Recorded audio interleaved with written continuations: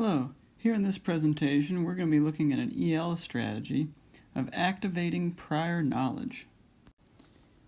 According to the ELL Teacher's Toolbox, in an EL classroom, students possess varying levels of prior knowledge in English and academic content.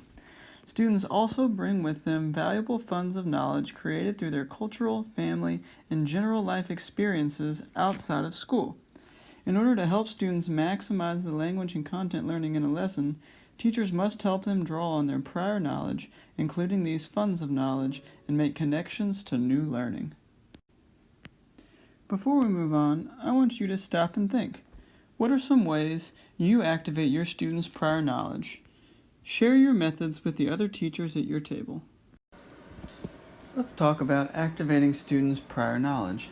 This is also known as activating schema. And you may have heard this term in your psychology classes. Schema is a concept of what is common to all members of a type or form.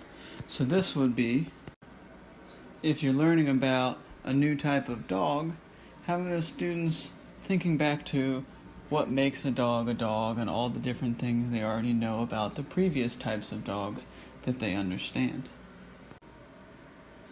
What we're going to be focusing in on is a few ways to help do this with your students in terms of activating prior knowledge.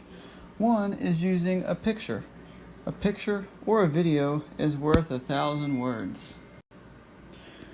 When you're working with EL students or any students and you're trying to have them activate prior knowledge, mentioning the term might not register with them, but showing a picture of a video will really allow them to go back to what they previously know and allow them to fully identify the topic of which you're talking about. Another way is using something called quick writes, which is asking students to write a quick prompt such as, what do you think about when you hear the word, and then fill in the blank with whatever topic you're going to be studying. If you take these quick writes and compile them together as a class, you can see in a general sense what the students may know already about the topic. On these quick writes, you can allow students to write in their native language, and you can even allow pictures to be used. The next form is called preparatory text. The presentation says predatory text, which makes it sound really aggressive, but that's just a typo. It should say preparatory text, and it wouldn't be a PD without a classic typo. So that is preparatory texts. Preparatory text is all about providing simpler preparatory text in anticipation of a more complex reading task, and this can be helpful in building EL's background knowledge and reading confidence. The next is a field trip. And this can be both real or virtual, and it's often hard to get students, especially in high school with rotating schedules, to operate on a field trip.